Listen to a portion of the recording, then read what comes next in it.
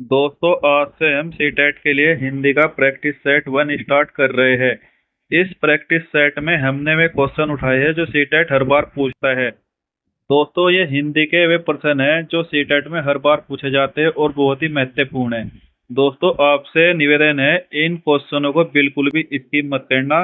Video को पूरी देखना, क्योंकि यहीं से सीटेट अपने क्वेश्चन आंसर उठाता है। दोस्तों, मैं फालतू का कोई भी क्वेश्चन ऐड नहीं करता। मैं सिर्फ वही क्वेश्चन पूछता हूँ जो पेपर में पूछे जा चुके हैं और आगे भी पूछे जाएंगे। दोस्तों, पूरे विश्वास के साथ कहता हूँ, सीटेट ऐसे ही क्वेश्चन उठाता है। पूरे यूट्यूब पे मेरा प्रैक्टिस सेट सबसे अलग मिलेगा आपको देखने में। तो इसलिए दोस्तों, मेरी वीडियो को पूरी देखना। तो दोस्तों, वीडियो की शुरुआत करते हैं। पहला जो क्वेश्चन है उसे स्टार्ट करते हैं।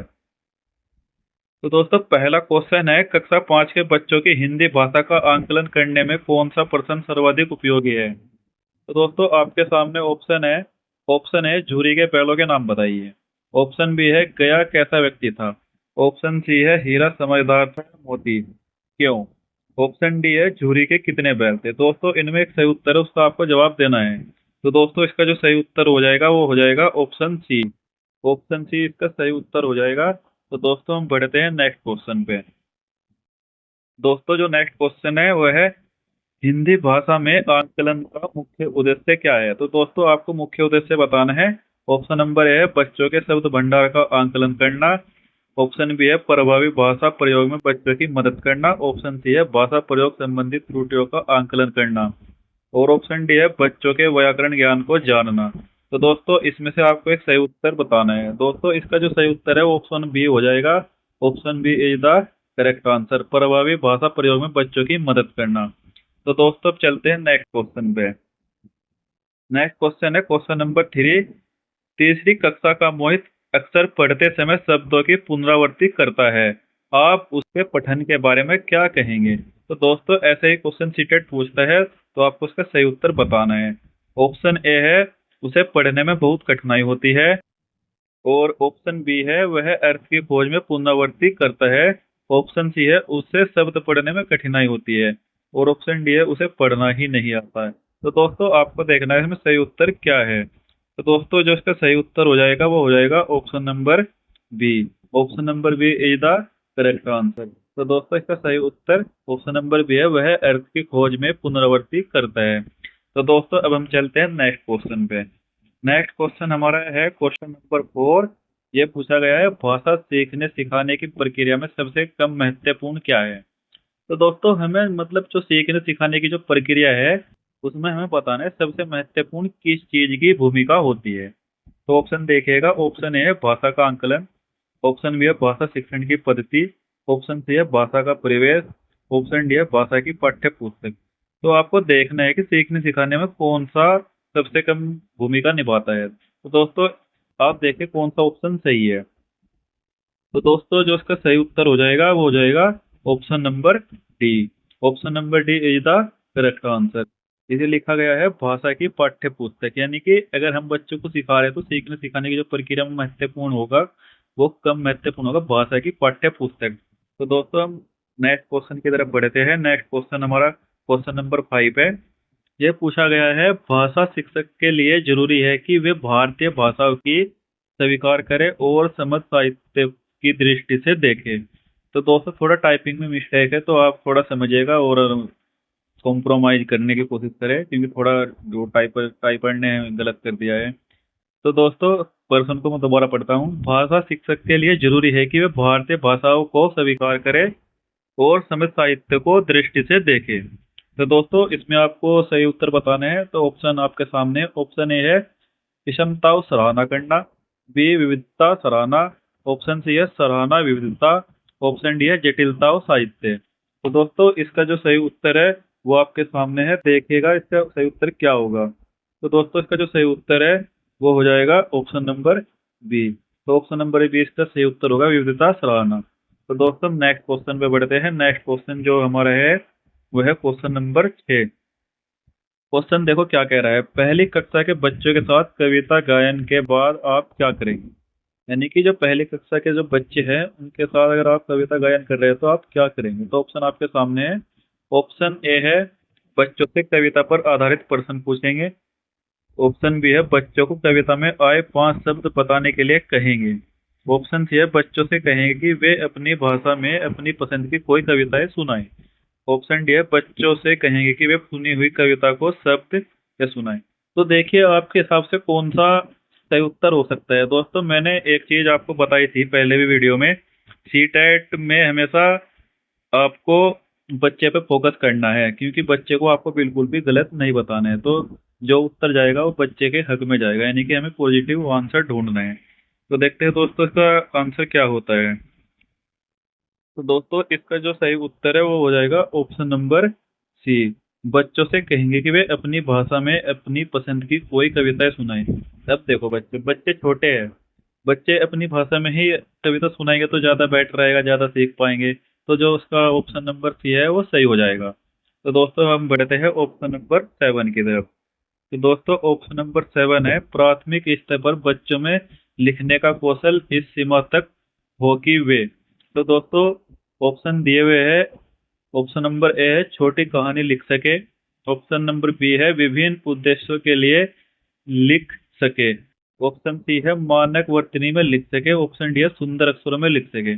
तो दोस्तों बड़े ही ध्यान से इसका उत्तर आपको बताना है, क्योंकि प्रश्न घुमा हुआ है और सीटेट ऐसे ही क्वेश्चन पूछता है। तो दोस्तों जो इसका सही उत्तर हो जाएगा वो हो जाएगा ऑप्शन नंबर बी। तो दोस्तों इसका सही उत्तर हो जाएगा ऑप्शन नंबर बी, विभिन्न उद्देश्यों के लिए लिख सके। तो दोस्तों थोड़ा टेक्स्ट भी इधर उधर है तो इसलिए थोड़ा एडजस्ट करने की कोशिश करें। तो दोस्तों हम बढ़ते हैं नेक्स्ट क्वेश्चन पर। नेक्स्ट जो क्वेश्चन है वो है question number 8।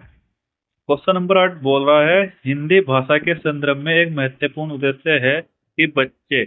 Option number A है व्याकरण के नियमों को याद कर सके। ऑप्शन बी है कही या लिखी गई बात आलोचनात्मक दृष्टि से परख सके। ऑप्शन सी है कही या लिखी गई बात को शब्द कह और लिख सके।